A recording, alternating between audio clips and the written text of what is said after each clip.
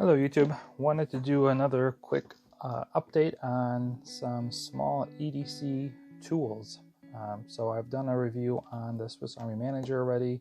I really like it. You know, the Gerber dime, which I crowned, is kind of the best EDC multi-tool.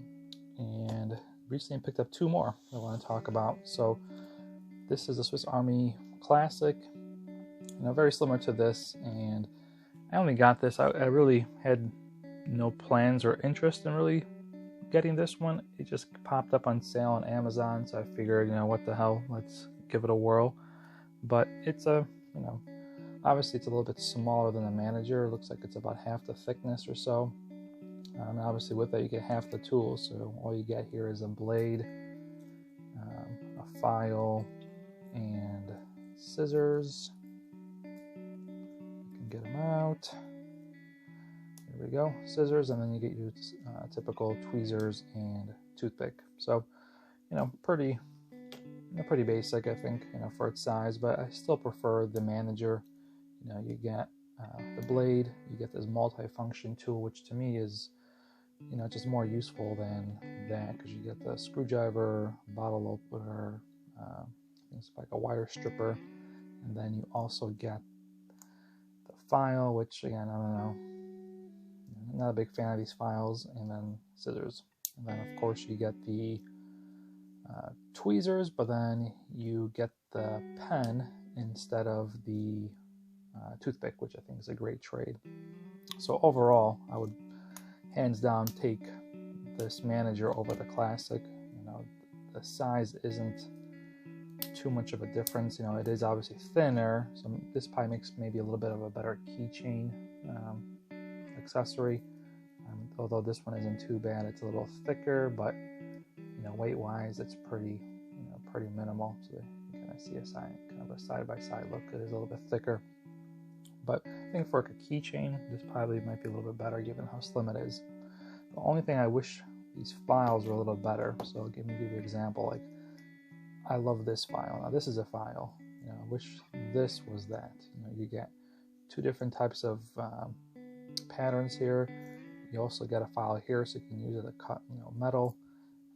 To me, this is actually a legit useful file. This, you can obviously do your fingernails on, maybe sharpen a pencil on it or something. I don't know, but pretty disappointing from a file perspective. So yeah, so this is the Swiss Army Knife Classic. I think I got it. It was like $11 just maybe 2 weeks ago or so. So for $11, I thought it was worth getting and trying. And maybe I'll throw it on my keychain or just keep it in throw it in my jacket pocket. I like these little tools to complement like a full-blown knife. So let me just grab one of my usual knives I tend to carry. So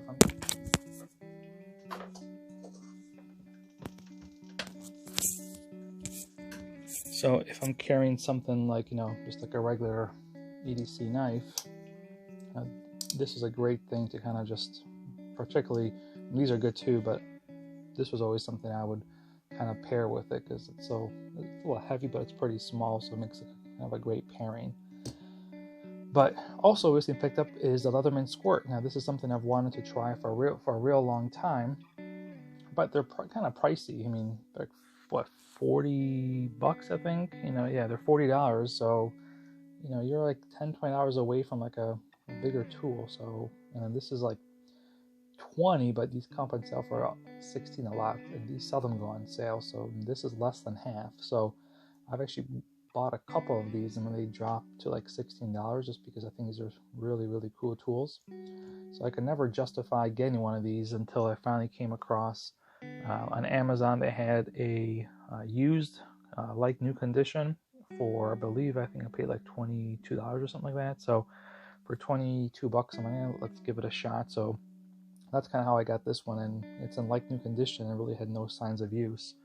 So overall, I know that I crowned this one as my favorite EDC tool, or kind of multi-tool, but I definitely like this guy better. Obviously, if you're not factoring cost, I would still probably, if I didn't have one, I'd probably still take that one, just because even though this one's better, I don't think it's twice better. So I think the value here is just hard to beat. But if you don't care about the money, just want a real good small little tool, I definitely like this one better. First and foremost is the size. You know, this the dime is just bigger in every dimension. You know, you can see that it's, you know, it is wider. You know, it is definitely longer, especially because of the bottle opener. You know, that even without the bottle opener, it's a tad longer. But obviously with the bottle opener, it just adds to the length.